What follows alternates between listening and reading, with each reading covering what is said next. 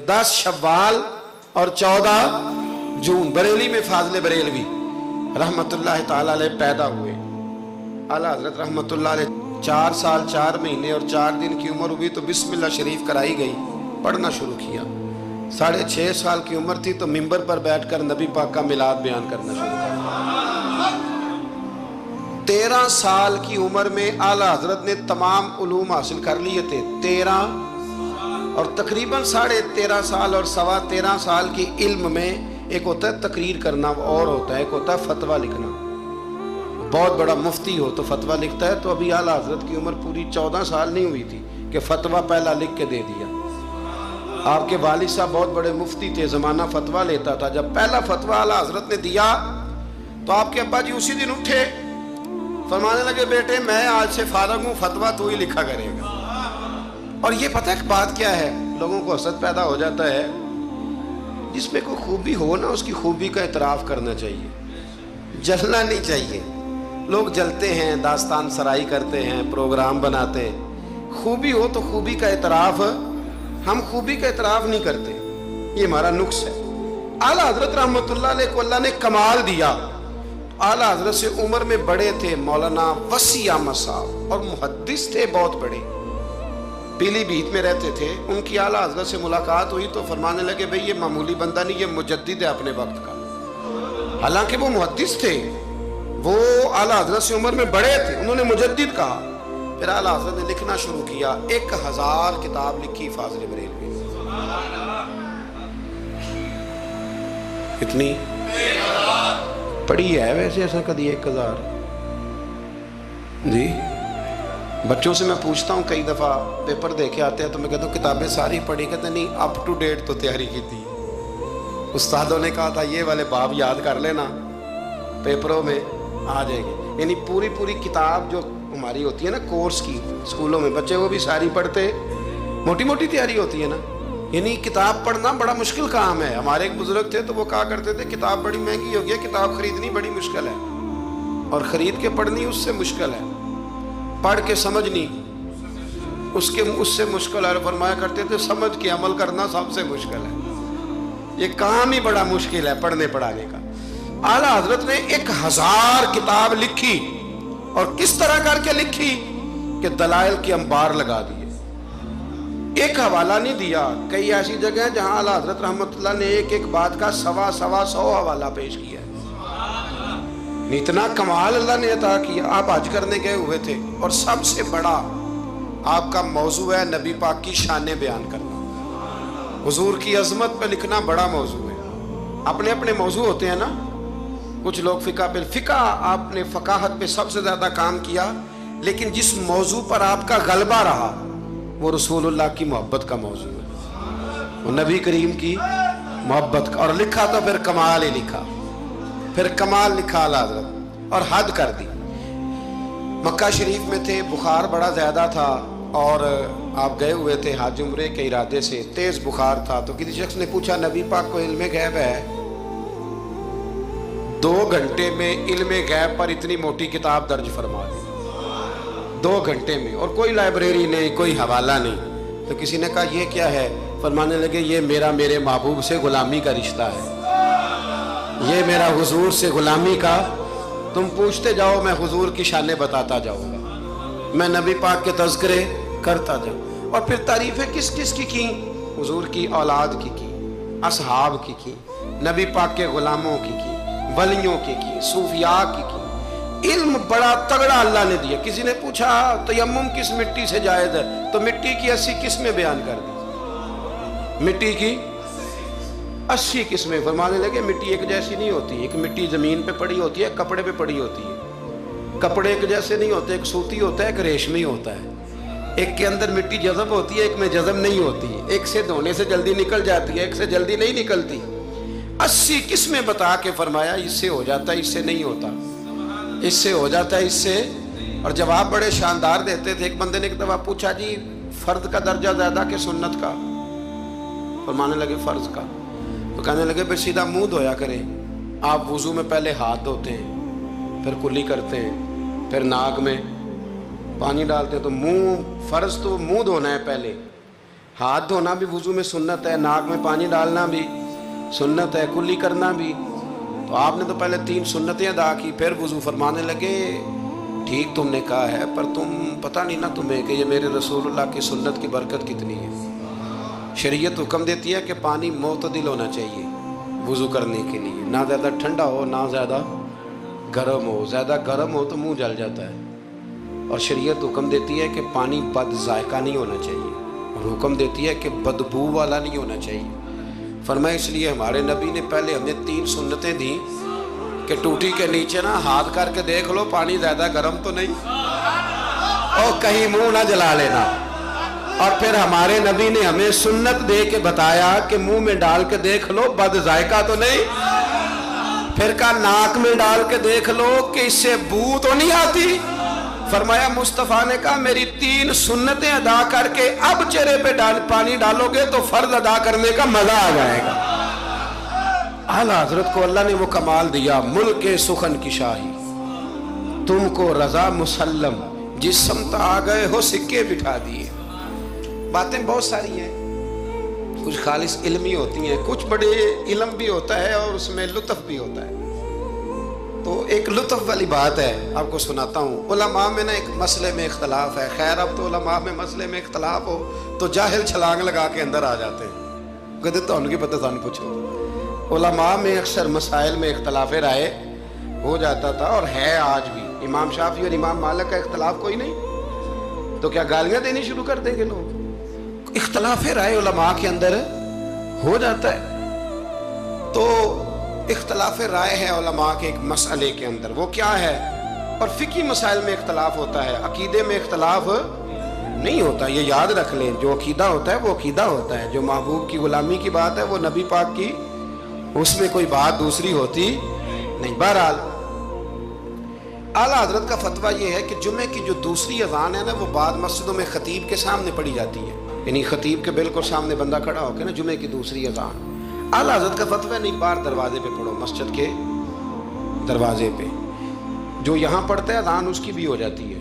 یہ ایک فقہی مسئلہ ہے، اس میں اختلاف رائے ہو سکتا ہے. اعلیٰ حضرت رحمۃ اللہ علیہ کے خلیفہ رہتے تھے جبل پور میں. فاضل بریلوی جبل پور گئے ان کی دعوت پر، وہاں آپ نے جمعہ پڑھایا تو ایک بندے نے نا آپ کو چٹ دے دی کہ حضرت صاحب جمعے والے دن تو جمعے کی دوسری اذان ہے وہ کہاں پڑھنی چاہیے؟ تو اعلیٰ حضرت فرمانے لگے کہ باہر دروازے پہ پڑھو جمعے کی دوسری اذان.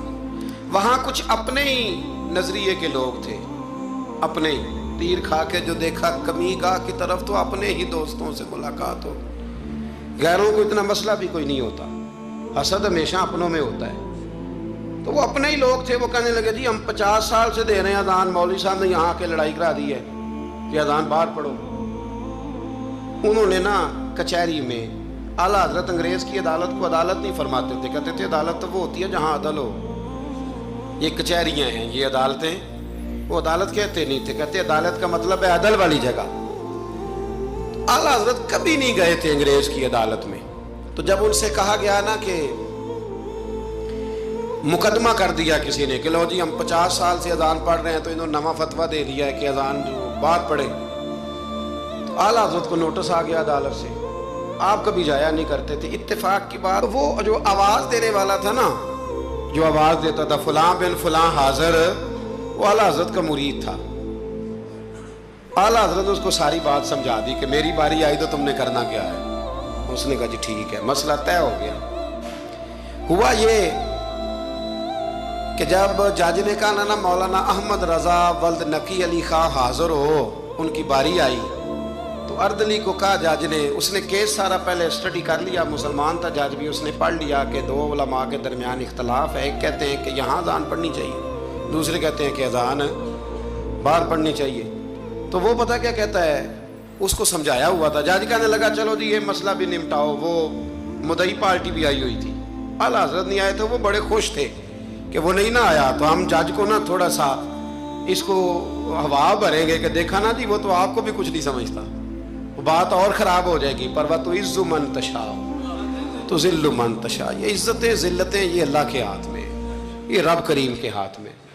تو انہوں نے نہ پوری تیاری نہیں، نہ آیا دیکھنا اور کریں گے۔ اب وہ اردلی کو جب کہا نا اس آواز دینے والے کو، جج صاحب نے کہ بلاؤ اس کو، اعلیٰ حضرت نے، اس نے پتہ کیا کیا، آواز تو باہر دینی ہوتی ہے نا، وہ جج کے سامنے کرسی کے سامنے کھڑے ہو کے نا کانوں میں انگلیاں لے کے کہنے لگا احمد رضا بلد نقی علی خان حاضر ہو، اور جج کہنے لگا پاگل ہو گیا، باہر جا کے کہنے لگے جی یہی تو میرے پیر کہتے ہیں، یہی تو وہ فرماتے ہیں، یہی تو وہ فکرہ ادا کرتے، ملک سخن کی شاہی تم کو رضا مسلم، جس سمت آ گئے ہو سکے ہی بٹھا دیے۔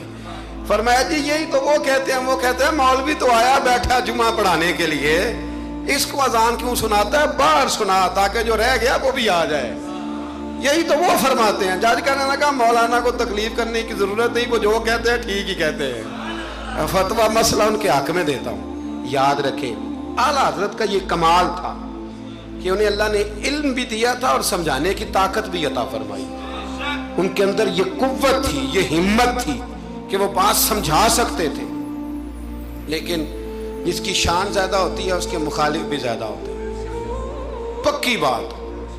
اعلیٰ حضرت نے ایک شعر لکھا ہے، غوث پاک سے فریاد کرتے ہیں عدو بددین اور مذہب والے حاسد، کہتے ہیں اے غوث پاک وہ جو میرے بیگانے ہیں نا وہ تو ویسے ہی بددین ہیں، اور جو میرے اپنے ہیں وہ مجھ سے حسد کرتے ہیں، تو ہی تنہا میرا زور بازو ہے یا غوث، کہتے ہیں تو ہی میرا زور بازو ہے، بیگانے ویسے بددین ہیں اور اپنے تو ہی ہے جو تنہا میرا زور بازو ہے۔ تو حاسدین بڑے اندر پیدا ہو گئے باہر، تو ساری زندگی فاضل بریلوی نے مقابلہ کیا، ایمان، اگر علم بڑا تگڑا تھا تو ایمان بھی بڑا تگڑا تھا، تگڑا ایمان۔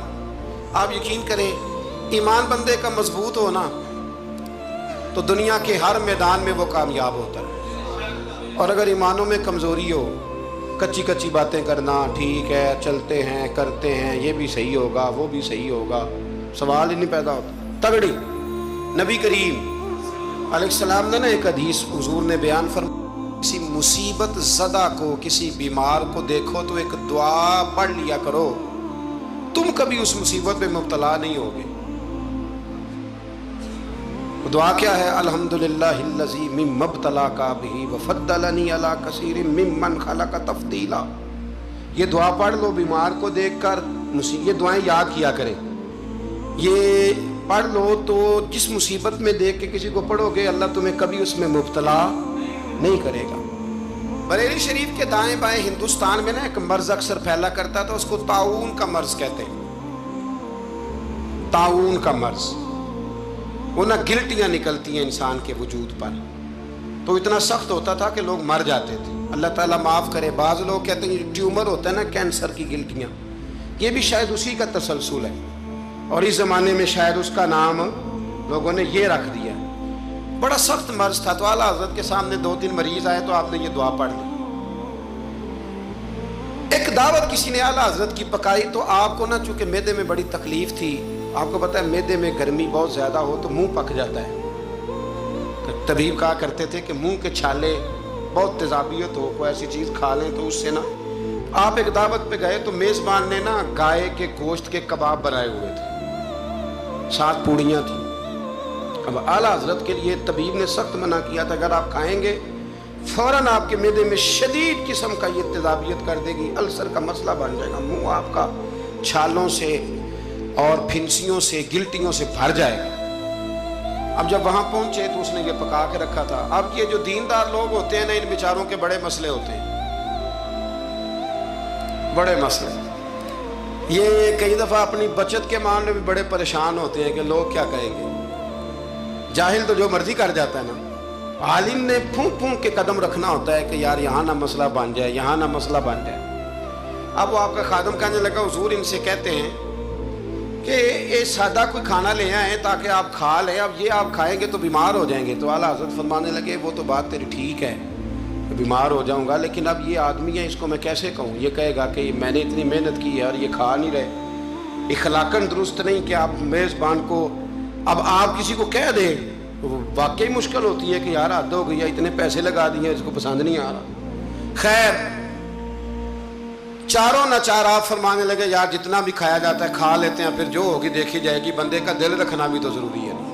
और रब करीम के बंदों का तरीका यही है, अल्लाह के बंदों का तरीका यही है, दिल रखना भी तो ज़रूरी है ना। आला हजरत ने ना वो पूड़ी भी खा ली, कबाब भी खा लिया, अब जाके घर आके रात को लेटे, सवेरे उठे तो मुंह सारा छालों से भर गया, क्योंकि तबीब ने मना किया हुआ था।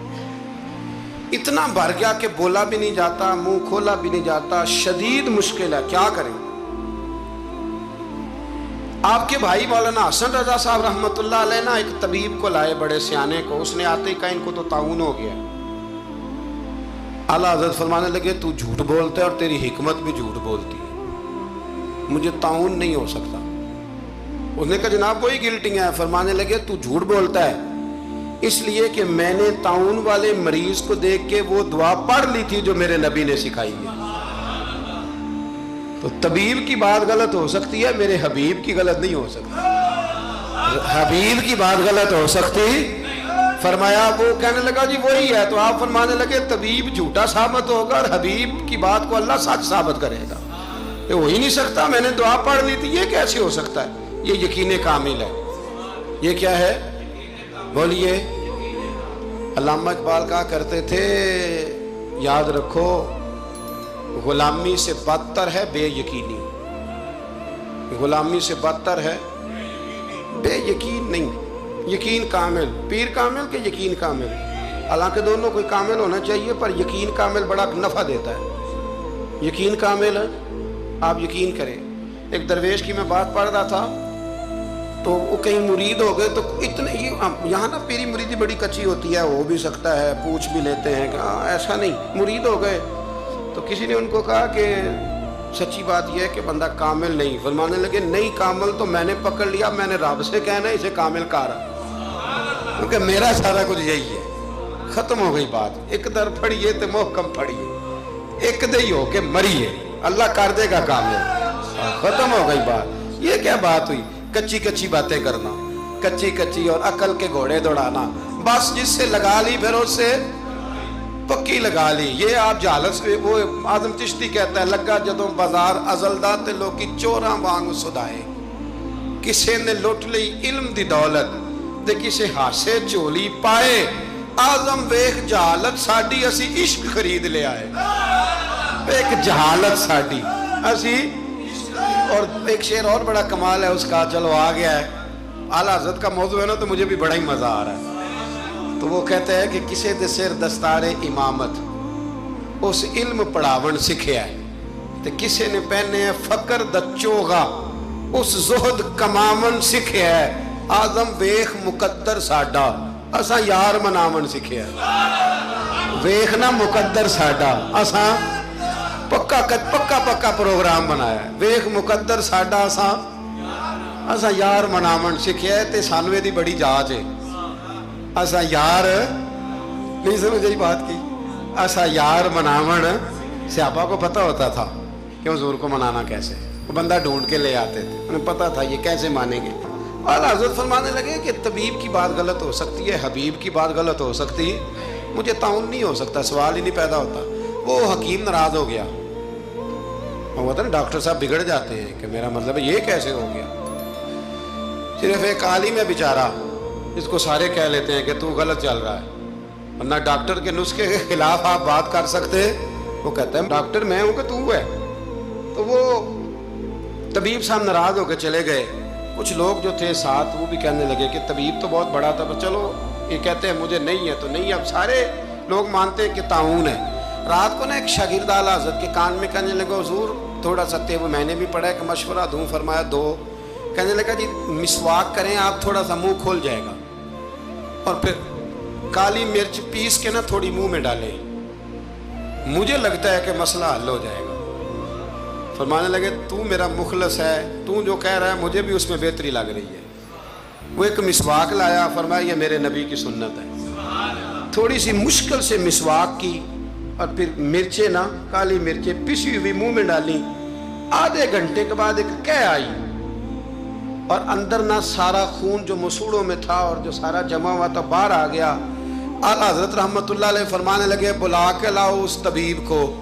وہ کہتا تھا منہ کھول نہیں سکتا, گلٹیاں بن گئے, اسے بلا کے لاؤ, پہلے میں اسے اللہ کا قرآن سناؤں گا, پھر محمد عربی کی نعت سناؤں گا, میں بتاؤں گا کہ میرا منہ کھلا ہے کہ نہیں کھلا. بلا کے لاؤ.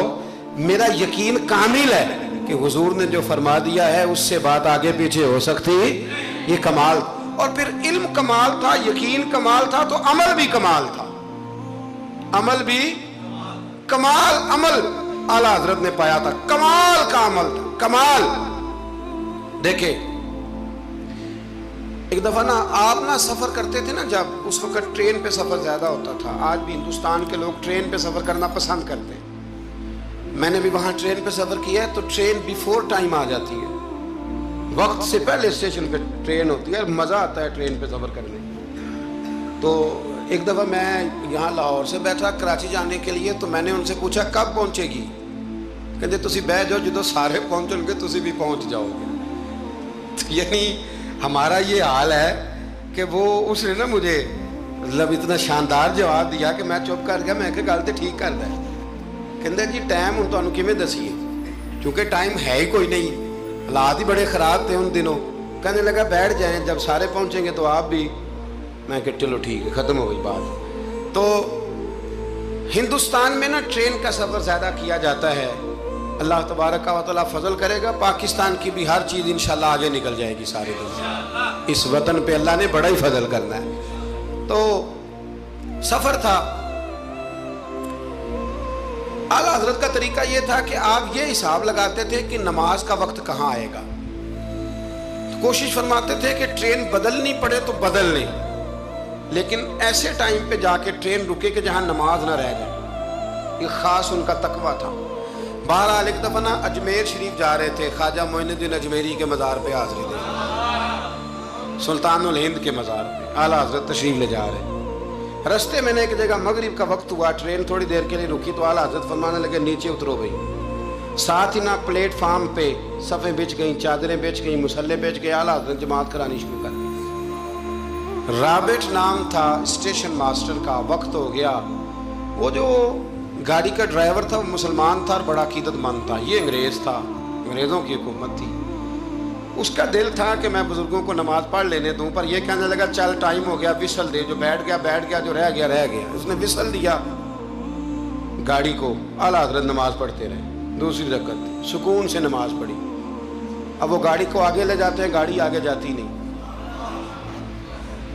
آگے لے جاتے ہیں جاتی نہیں. وہ رابٹ جو تھا وہ کہنے لگا اس کو, ڈرائیور کو, چلاتا کیوں نہیں. کہنے لگا چال ہی نہیں رہی, انجن میں مسئلہ ہو گیا ہے. کہنے لگا ذرا پیچھے کرنا. اس نے پیچھے کی تو پیچھے ہونے لگ گئی, آگے کی تو جاتی نہیں. اس کو شک پڑا کہ یہ مسلمان ہے, شاید فیور کر رہا ہے. کہتا تو نیچے اتر, میں بیٹھتا ہوں. وہ بیٹھا, اور وہ آگے کرتا ہے تو گاڑی آگے نہیں جاتی, پیچھے کرتا ہے تو گاڑی پیچھے جاتی ہے. انجینئر کو بلایا, ہر چیز چیک کر لی, پر گاڑی چلتی نہیں. کیسے چلے؟ ہر مشکل دی کنجی یارو, ہاتھ مرداں دے آئی. یہ کیسے چلے گی؟ سوال ہی نہیں پیدا ہوتا, چل سکتی نہیں. اب جو اس کو نا تھوڑی سمجھ آئی, پوری سمجھ کے بعد نا دل نرم ہوا. اتر کے نا اعلیٰ حضرت نماز پڑھ رہے تو بیٹھ گیا. غور سے دیکھنے لگا کہ بڑے خشوع سے, وضو سے, عاجزی سے, دل جمی سے اعلیٰ حضرت نماز پڑھ رہے. شوق سے, ذوق سے, توجہ سے, بڑا متاثر ہوا. نماز مکمل ہوئی نا تو ڈرائیور سے کہنے لگا میں نے بھی ساتھ جانا ہے. وہ بھی گاڑی میں بیٹھ گیا. تو اعلیٰ حضرت سے فرمانے لگا, عرض کرنے لگا حضور یہ کیا تھا سارا کچھ؟ فرمانے لگے کچھ بھی نہیں, میں رب کی نماز پڑھ رہا تھا, رب نے بندوبست کرا دیا. نماز جو اللہ کی تھی اللہ نے بندوبست کر دیا ہے, اس سے زیادہ میرا کمال کوئی نہیں. کہنے لگا حضرت جی پہلے میں نے اسلام سنا تھا, آج میں نے اسلام دیکھ لیا ہے, آپ مجھے کلمہ پڑھائیں, میں مسلمان ہونا چاہتا ہوں. اب مجھے کلمہ پڑھائیں, میں مسلمان ہونا چاہتا ہوں. اب مرید, آپ کو پتہ ہے مریدوں کا اپنا ذوق ہوتا ہے. کہنے لگے حضور آپ کی کرامت ہے, آپ کی کرامت ہے کہ ایک انگریز مسلمان ہو گیا. فرمانے لگے بڑے آدمی تھے نا, تو بڑے لوگ چیزیں اپنے کھاتے میں نہیں ڈالا کرتے, وہ ان چیزوں سے نفع لے کے قد نہیں اونچا کرتے. کہا جناب آپ کی کرامت ہے. فرمایا نہیں میری کرامت نہیں, یہ نماز کی برکت ہے. میری کرامت نہیں, یہ نماز کی برکت ہے کہ میں نماز پڑھ رہا تھا اور نماز کی برکت سے اللہ نے اسے ایمان کی توفیق عطا فرما دی. اعلیٰ حضرت نے اپنی ساری زندگی, ایک شخص نے پوچھا کہ آپ نے ساری زندگی حضور کی نعتیں لکھی ہیں، تو قبر میں جاؤ گے تو کیا کہو گے؟ کہنے لگے کہوں گا سرور کہوں کہ مالک و مولا کہوں تجھے۔ حضور سونیا میں کیا کہوں؟ سرور کہوں کہ مالک و مولا کہوں تجھے، باغ خلیل کا گلے زیبا کہوں تجھے، تیرے تو وصف عیب تناہی سے ہیں بری، حیران ہوں میرے شاہ میں کیا کیا کہوں تجھے، حیران ہوں میرے شاہ میں کیا کیا کہوں تجھے، لیکن رضا نے ختم سخن اس پہ کر دیا، خالق کا بندہ خلق کا آقا کہوں تجھے۔ پھر کہنے لگے نعمتیں بانٹتا جس سمت وہ ذیشان گیا، ساتھ ہی منشی رحمت کا قلم دان گیا، انہیں مانا انہیں جانا نہ رکھا غیر سے کام، للہ الحمد میں دنیا سے مسلمان گیا، آج لے ان کی پناہ آج مدد مانگ ان سے، کل نہ مانیں گے قیامت میں اگر مان گیا، جان و دل ہوش و خرد سب تو مدینے پہنچے، تم نہیں چلتے رضا سارا تو سامان گیا۔ اور دیکھیے لکھنے کا انداز، کہنے لگے ان کی مہک نے دل کے غنچے کھلا دی، ان کی مہک نے دل کے، یہ نہیں کہا کہ موسم کھلا دیا ہے، دل کے، صرف حضور نے نہیں، حضور کی مہک نے، ان کی مہک نے دل کے غنچے کھلا دیے ہیں، جس راہ چل دیے ہیں کوچے، بس حضور گزر جائیں تو وہ گھر بس جاتا ہے، کوچہ بس جاتا ہے، ان کی مہک نے دل کے غنچے کھلا دیے ہیں، جس راہ چل دیے ہیں کوچے بسا دیے ہیں، اللہ کیا جہنم اب بھی نہ سرد ہوگا، رو رو کے مصطفیٰ نے دریا بہا دیے ہیں، رو رو کے مصطفیٰ نے دریا بہا دیے ہیں، رو رو کے مصطفیٰ نے دریا بہا دیے ہیں۔ یہ شعر جب پہنچا نا داغ دہلوی کے پاس اقبال کے استاد، تو وہ کہنے لگے مجھے کہنے دو ملک سخن کی شاہی، تم کو رضا مسلم، تم جس سمت آ گئے ہو سکے بٹھا دیے۔ کچھ لوگوں نے ان پر بڑے بڑے الزامات لگائے، بڑے بڑے، لیکن آپ یقین کریں ان کی جو تعلیمات ہیں وہ انہی کی ہیں۔ انہوں نے کہا کہ سجدہ سوائے اللہ کے کسی کے لیے جائز نہیں ہے۔ انہوں نے کہا مزار پہ جاؤ تو 4 ہاتھ دور کھڑے رہ کے دعا مانگو۔ انہوں نے کہا عورت کا پیر سے پردہ واجب ہے۔ انہوں نے دین جو بتایا ہے نا، لوگوں نے بڑے بڑے پراپوگنڈے کیے، بڑے بڑے لوگ پراپوگنڈے کرتے رہتے ہیں، سب سے زیادہ اعلیٰ حضرت کے بارے میں پراپوگنڈا ہوا، لیکن کمال کی بات یہ ہے، کمال کی ایڑی چوٹی کا لوگوں نے زور لگایا، بڑی بڑی کتابیں لکھی، بڑا بڑا کچھ کہا، بڑا بڑا کچھ کیا، لیکن اللہ نے انہیں کمال دیا۔ انہوں نے سلام لکھا تھا مصطفیٰ جان رحمت پہ، ان کو اللہ نے یہ اعزاز دیا کہ ہر مسجد میں ہر جمعے میں ان کا لکھا ہوا سلام پڑھا جاتا ہے، ان کا لکھا ہوا سلام پڑھا جاتا ہے۔ سب ان سے جلنے والوں کے گل ہو گئے چراغ، احمد رضا کا تازہ گلستان ہے آج بھی، احمد رضا کا تازہ گلستان ہے آج بھی۔